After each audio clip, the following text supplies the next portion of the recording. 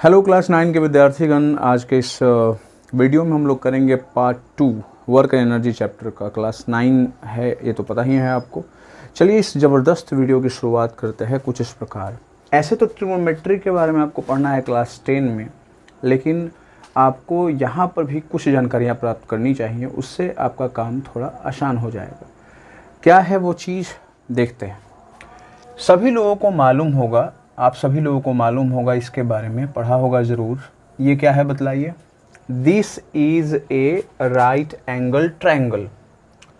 ठीक है, ये क्या है? राइट एंगल ट्रायंगल है। राइट एंगल ट्रायंगल किसे कहते हैं?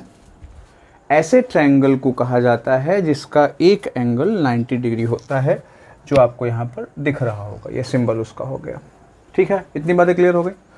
90 डिग्री के सामने जो होता है वो सबसे लार्जेस्ट होता है, क्योंकि 90 डिग्री सबसे लार्जेस्ट एंगल है। एक थ्योरम है, आपने पढ़ा होगा कि सबसे बड़ा एंगल के सामने सबसे बड़ा साइड होगा। तो ये जो सबसे बड़ा साइड होता है इसको बोला जाता है हाइपोटेनस। मालूम होगा, ठीक है। हाइपोटेनस डिनोट इसको किससे करते हैं बतलाइए? एच से। एच से स्टार्ट होगा तो हाइपोटेनस का सिंबल एच ही होगा। उसके बाद फिर बाकी दो बच गए। तो प्राइमरी क्लासेस में जो होते हैं वो हम परपेंडिकुलर बेस किसी को भी एक मान लेते हैं। इसको परपेंडिकुलर मान लिया या इसको मान लिया, कोई उसका रूल नहीं होता है। लेकिन यहाँ पे रूल हो जाता है। क्यों रूल होता है? क्योंकि इस वाले एंगल के अलावा, यानी 90 के अलावा भी एक एंगल आपका दिया रहता है। यानी या तो ये दिया रहेगा या तो ये दिया रहेगा, कोई भी दिया हुआ हो सकता है। तो माना कि ये दिया हुआ है, तो इस वाले एंगल के सामने वाला जो साइड होगा इसको बोला जाएगा परपेंडिकुलर। क्या कहा जाएगा? परपेंडिकुलर। ठीक है, जिसको डिनोट किससे किया जाएगा? पी से। सिंपल। सबसे बड़ा वाला को हाइपोटेनस, थीटा जो एंगल है, थीटा के जगह पे 30, 60, 90 कुछ भी हो सकता है, 90 तो नहीं होगा, ठीक है ना। तो थीटा के सामने जो होगा वो परपेंडिकुलर होगा। हाइपोटेनस परपेंडिकुलर हो गया तो जो बच गया पाइथागोरस थ्योरम में, क्या बच गया? बेस। उसको मान लेंगे हम। तो डिसाइड होगा, तीसरा डिसाइड करने की ज़रूरत नहीं, क्योंकि बचा ही वो है सिर्फ। बोलिए हाँ या ना, यहाँ तक समझ में आ गया होगा मुझे जहाँ तक लगता है, ठीक है।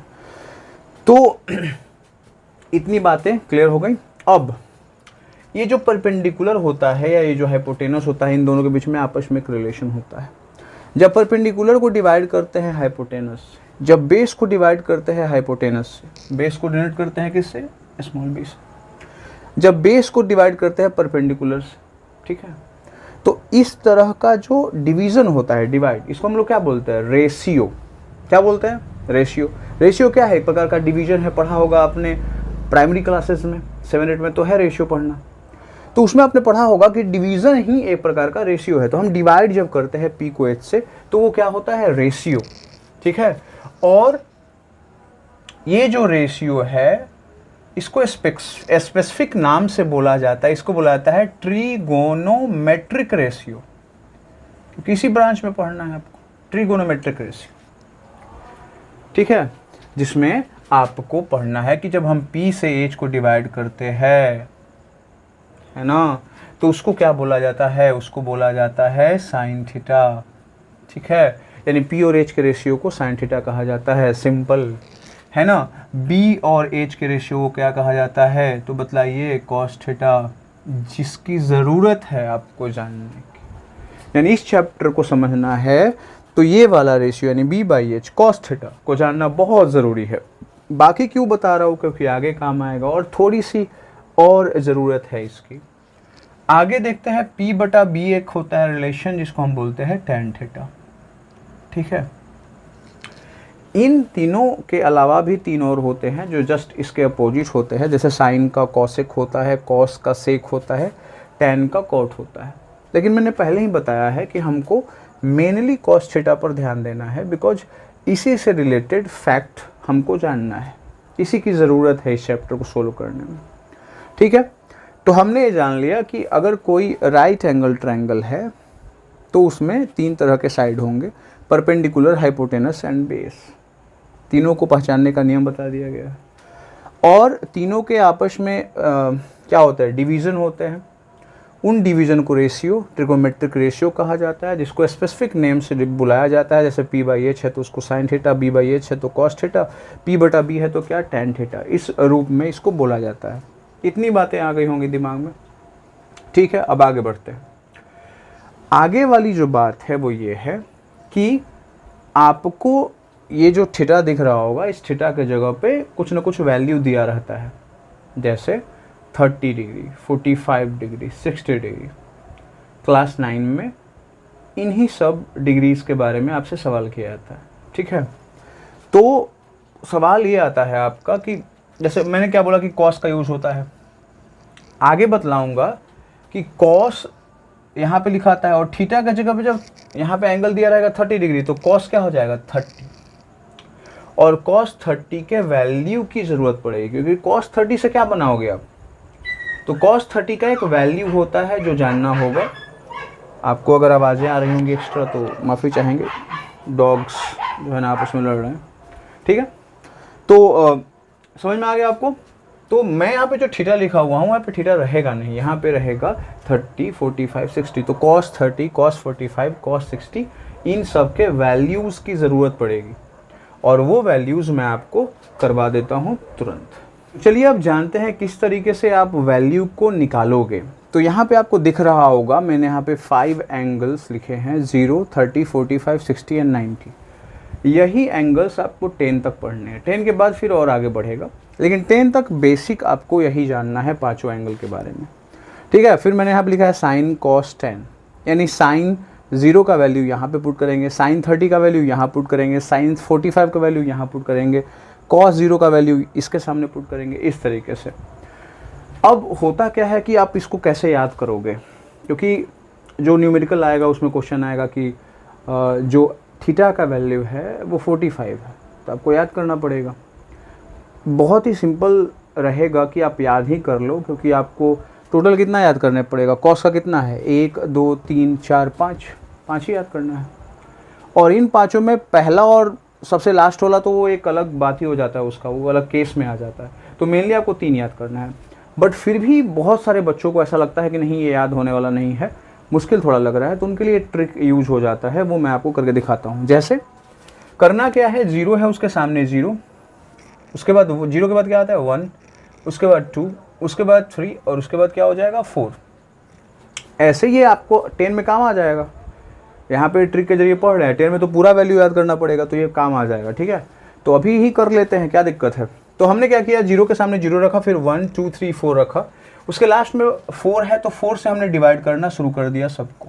बड़ा सिंपल तरीका है, इससे बेटर क्या हो सकता है। 0/4 क्या होगा 0, 1/4 क्या होगा 1/4, 2/4 क्या होगा 1/2, अरे कटेगा तो, और 3/4 क्या होगा 3/4, 4/4 क्या होगा 1। सिंपल, सबको सिंपलेस्ट फॉर्म में बदल दिया। बदलने के बाद क्या करेंगे, रूट अपनाएंगे। रूट फटाफट हम क्या करेंगे, रूट अपनाएंगे। देखो रूट अपना लिया, और रूट के बाद जो वैल्यू आएगा दैट्स द वैल्यू, वही वैल्यू होगा। तो याद कहाँ करना है, हर एक चीज़ में तो एक कॉमन कर रहे हैं प्रोसेस। तो 0 का रूट क्या हो जाएगा बतलाओ, 0 का रूट क्या होगा 0, तो साइन 0 का वैल्यू 0। 1/4 का रूट बताओ, 1 का रूट क्या होता है 1, और 4 का रूट क्या होता है 2। यहाँ पे बताओ 1 का रूट क्या होता है 1, और 2 का रूट क्या होता है √2, क्योंकि 2 परफेक्ट स्क्वायर नहीं है, 4 का 2 दूनी 4 हो जाता है, तो ठीक है। उसके बाद यहाँ पे 3 का क्या होगा √3 हो जाएगा, बिकॉज परफेक्ट स्क्वायर नहीं है, और 4 का क्या हो जाएगा 2, यानी √3/2, और 1 का क्या हो जाएगा बताइए 1। सिंपल। अब कॉस का करते हैं, करना कुछ नहीं है, उल्टा कर दो, वहाँ से स्टार्ट करो, वहाँ पे लास्ट में 1 है तो यहाँ पे 1 कर दो, फिर यहाँ पे क्या है √3/2 तो यहाँ पे कर दो √3/2, फिर यहाँ पे क्या है 1/√2, यहाँ पे 1/√2 कर दो, फिर यहाँ पे है 1/2 तो यहाँ पे 1/2 कर दो, और यहाँ पे 0 है तो यहाँ पे 0 कर दो। यहाँ पे थोड़ा कन्फ्यूजन हो रहा होगा, मैं गोला लगा देता हूँ ताकि आप समझ सके कि कहाँ पे एग्जैक्ट वैल्यू है, ठीक है। कितना सिंपल है, 0, 1, 2, 3, 4। 0 से स्टार्ट क्यों, क्योंकि 0 शुरुआत यहाँ पे 0 डिग्री, फिर 4 से डिवाइड करना क्योंकि लास्ट में 4 था तो 4 से सबको डिवाइड, ठीक है। सबको सिंपलेस्ट फॉर्म में बदले और रूट में ला करके आंसर ला दिए। उसके बाद हमने पलटी मारी, बस पलटी निकालने के बाद आ गया हमारा 1√3/2, 1/√2, 1/2 एंड 0, इस तरीके से, ठीक है। इतनी बातें आ गई दिमाग में, बस छोड़ देते। बाद में मेरे को ये भी बतलाना पड़ता है कि हम फॉर्मूला जो यूज करते हैं उसमें कॉस का ही यूज क्यों करते हैं और उसमें हमको ये पूरा वैल्यू की ज़रूरत पड़ती है। तो अगर ऐसा कभी हुआ तो मैं वो आपको डिस्प्ले पे दिखा दूंगा और मैं बता दूंगा कि देखिए कॉस का ही क्यों यूज़ होता है।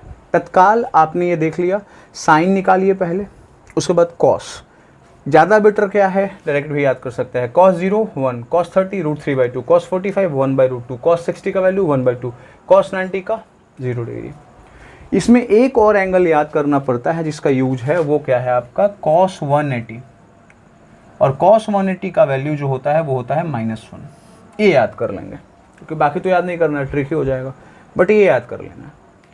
अब ये सब कुछ मैं बतलाने वाला हूँ कि ये आप कैसे इसका यूज करोगे और कहाँ कहाँ पे ये 0 डिग्री यूज होता है ना, किन किन केसेस में 90 यूज होता है और कहाँ पे ये 30 45 60 यूज होता है और किस तरीके से इनका रिलेशन कहीं ना कहीं वर्क डन से है। ठीक है, पहला काम क्या करना है, आपको ये याद कर लेना है। ठीक है, कॉस कहाँ से आया है मैंने बता दिया है कि राइट एंगल ट्रायंगल में है ना, एक P होता है, B होता है, H होता है। तो B और H के बीच में जो रिलेशन बतलाता है ना, जो रेशियो बतलाता है वो कौन बतलाता है, कॉस थीटा। इस वीडियो में छोड़ देते हैं मात्र इतना ही, मिलते हैं अगले वीडियो में कुछ और जानकारियों के साथ। ठीक।